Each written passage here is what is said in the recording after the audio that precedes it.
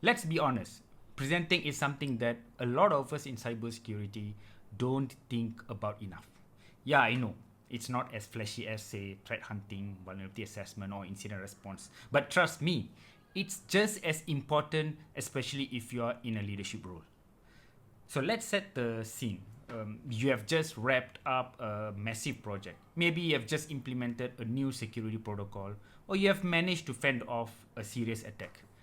Now, you're going to share the details with your stakeholders, your team, or maybe even the board. How you present this information can make all the difference. It's not just about the content, it's about how you deliver it. Here's the thing, presenting well isn't just about standing in front of a room and talking.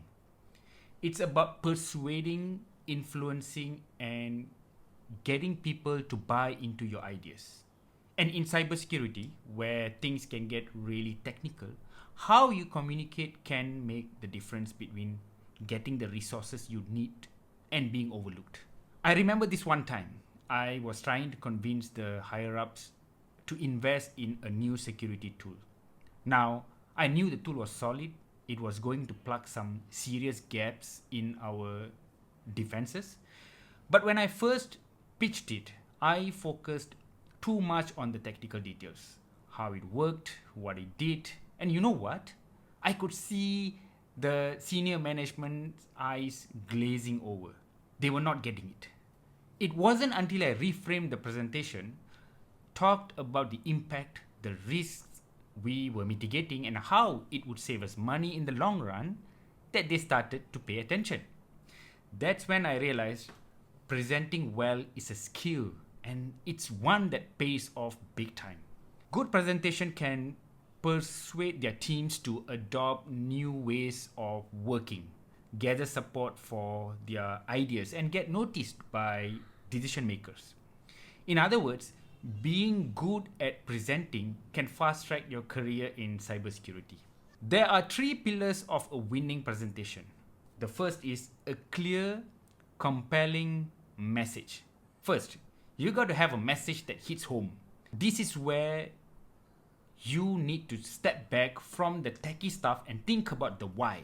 Why should your audience care? What's the impact?